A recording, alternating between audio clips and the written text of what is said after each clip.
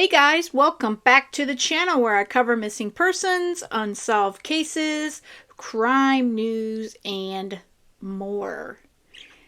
Well, this whole demolition of the King Road house is really causing a lot of talk all over the news. Apparently on campus there at the University of Idaho, and as well as majority of it is happening online. As we know, the online communities on Facebook, YouTube, Twitter, well, X, formerly Twitter, and what have you, Reddit, have been very vocal from the beginning about this case. And there's even been experts on like News Nation that have stated that there's no real good reason to demo this home before the trial. That said, there has been a petition started for keeping the house up until the trial. Whether or not that's going to make a difference is another whole story. So here is the petition on change.org, and I'll include a link in the information of this video, and I did post it on my community tab yesterday. And you can sign the petition.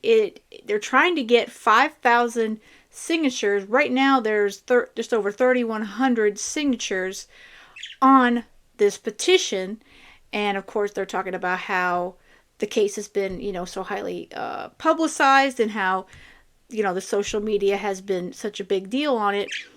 And of course, most of the online community does not want this to be demoed. And as we've learned, at least 3 of the 4 families don't want it demoed either. You have the Gonzalez's, they don't want it. Obviously, Steve has been outspoken. I would say the Mogan family would be probably on the same page. We haven't heard too much from them, but it seems like Steve kind of speaks for them as well, since Kaylee and Maddie were such best friends. And Xana's mother has spoken out saying she does not want the house demolished until the trial. The only one that seems to be okay with it is the Chapin family, which, again, they just have kind of wanted to heal and get through this, which I completely understand. So again, if you'd like to sign this petition, definitely do so. It looks like we have already over 660 people signed just today alone. So that's good. But again, I don't know if the petition's going to do any good. It seems like Brian Enton believes a civil lawsuit is what is needed. He put a tweet out today saying that I'm told the only way to stop the Idaho house from demolition would be through a civil action. Now, a family member of a victim could file a lawsuit against the University of Idaho, then ask for an injunction claiming the house's evidence. Legal fees would be expensive. I gotta say, first of all, right off the bat, the Gonzalez's, they have an attorney, Shannon Gray. This attorney should be filing such a lawsuit like now. Why haven't they considered this? That's definitely a question I would have for Mr. Gray, because that's something they could easily do. And as far as the expense goes, well, I think they could probably collect a lot of money from donations, at least from, the online community, and maybe even some of the news media. I don't know how that would go, but definitely you have YouTubers, Facebook. Again, you've got, the Twitter folks, and Reddit. Guarantee you, just a few bucks per person, they could easily put a good amount of money in that fund to take care of a lawsuit filing. But I don't know if they're going to actually do it. But that's what Brian Enton is saying. And Brian Enton was on with Banfield last night discussing the demolition and some of the thoughts that have been heard throughout online and in Moscow. But first, I want to go to News Nation senior national correspondent Brian Enton for an update on where we are with the demolition plans. So, understandably, Brian, I don't think it's a secret that the people at the university they're so exhausted by the scar of that house on campus. And it's just off campus, but it's visible on campus. But the community online is a different animal. What's happening there? Yeah, it's interesting actually. I don't think I've heard one expert who you have interviewed or one expert who I have interviewed who has said that they believe the house should be torn down. Everyone that we're talking to is saying the opposite. And that seems to be the consensus online too. I mean, there's now the petition that's been started. People are really, really upset about this and they don't understand it. They don't understand why you would tear the house down before trial. But it's interesting when you're on the ground in Moscow, and I was there last month, and this has been an ongoing issue. So I was asking students about it on campus. There is this sense in the small college town that they want the house gone. It's a painful reminder of what happened. Also, remember, Ashley, I mean, these are college kids. I mean, they want to move on with their college career. Yes, they respect the victims, and the candlelight vigil on the 1 year anniversary was packed with thousands of these kids. So they respect the victims, but in many ways they want to move on, and there's this sense that the town wants to move on. I'd be so curious about the students at the University of Idaho in the criminal justice program who may look at things a little differently than, say, somebody who's in law or in politics or commerce or something like that. So let's talk about the date. December 28th. I don't see any changes. I don't see anything from the university side of things where they're wavering like they have a couple times in the past. So the choice of that date is actually pretty clever, isn't it? It is, and the plan does seem set in stone this time. I mean, you and I have talked about it. They've got the contractor lined up. They've got the media staging area. And the date, I mean, it sort of makes sense from their perspective. It's after Christmas. It's before New Year's. There's not a lot of people on campus during that time. I've been there around that time. And in the summer when the students are gone, I mean, it's almost like a ghost town. So it makes sense that they would want to do it then. They said it's going to take a couple of days. But in terms of timing, I went back looking through all the statements that we've gotten. And I went back to March 22nd, so 9 months ago.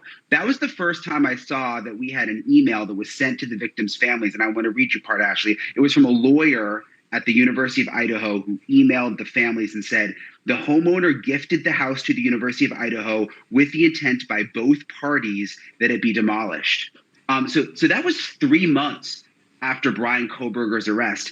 And they already intended to tear that house down and said that it was the opinion of the homeowner and the university who had been gifted the house. So they've wanted this house down basically since the beginning, Ashley.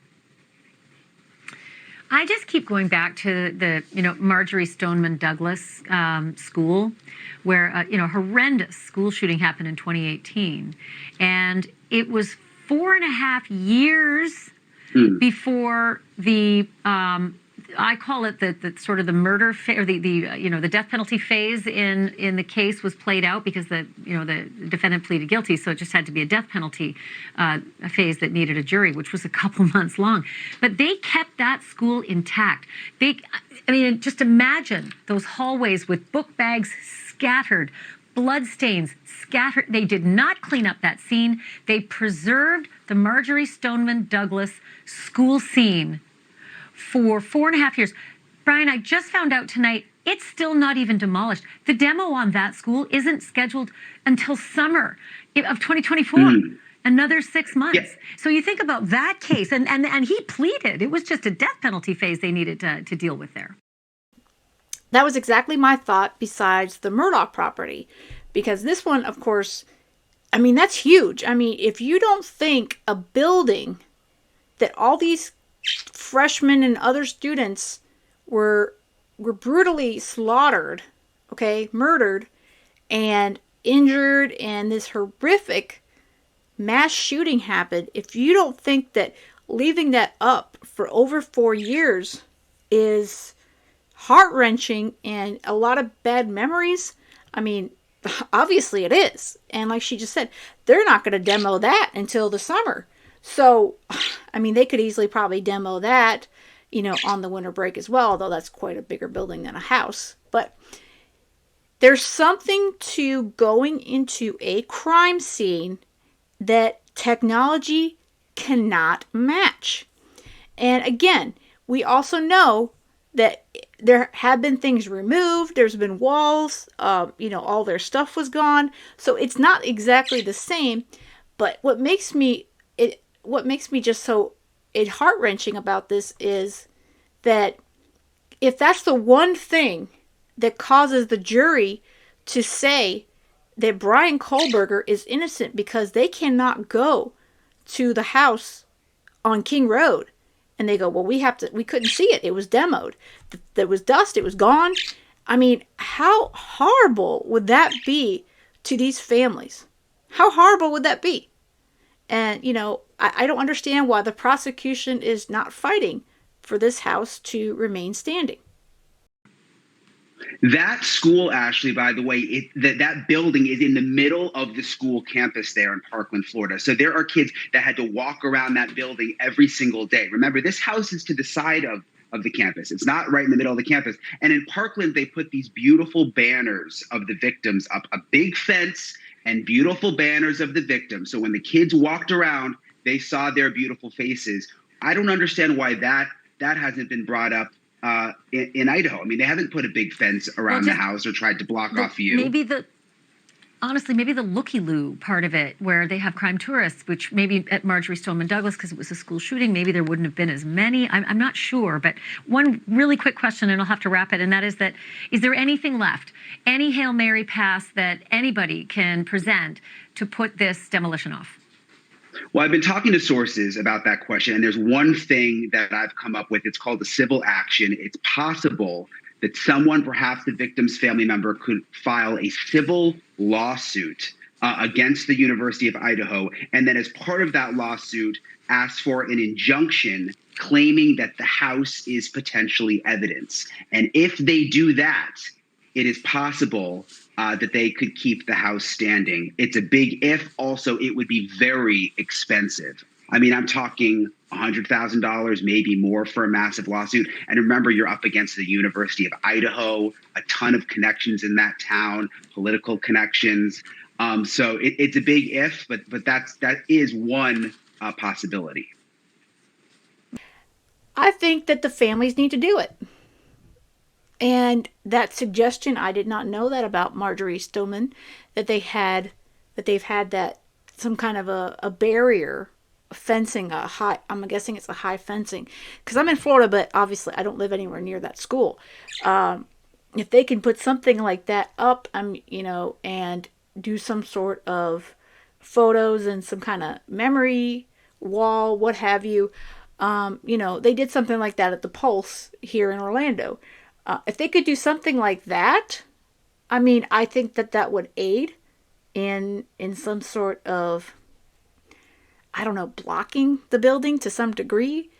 But it just seems to me, again, that the school wants this gone.